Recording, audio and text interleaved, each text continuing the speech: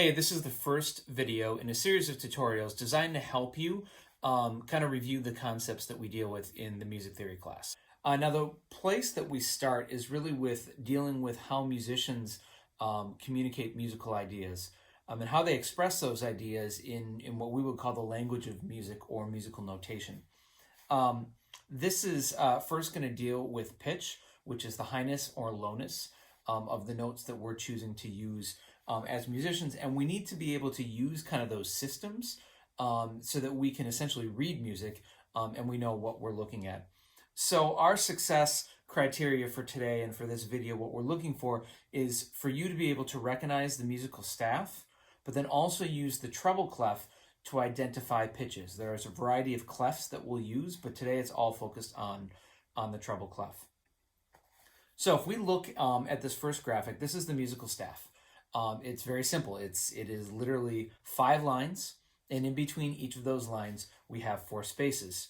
We count them simply from the bottom up, 1, 2, 3, 4, 5. You can see the 5 lines, as well as the 4 spaces. And this is like the thinking space or the communicating space for musicians. This is where all of these symbols are basically going to exist. And so we as musicians can kind of come to terms with those symbols. And a code that we would use is our clef. Our clef basically is telling us what notes are which. It's kind of like almost like the coding ring when you get a secret code. So the first clef that we're going to deal with is the treble clef, and this is what it looks like on the musical staff. And another way that I like to actually deal with this is by calling it the G clef. And I can literally see on this graphic how kind of the curl of the clef forms right around the line G. And so really what this clef is doing is it's identifying where the note G is for us. Once I know that, I use that as a reference point to identify all other pitches along the musical staff. So the musical alphabet simply goes A, B, C, D, E, F, G, and then it simply starts over.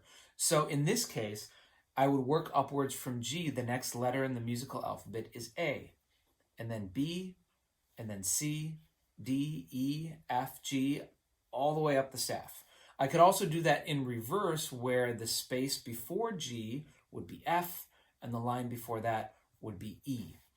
That's all you have to do. So as we're trying to identify pitches in treble clef, especially as you're starting off, my suggestion would be to basically keep going back to that G line, and then just work the musical alphabet from there. You know, you can just G and then just kind of work A, B, C, D, wherever I'm going to identify the various pitches on the musical staff. So good luck and check in as we deal with different clefs in upcoming videos.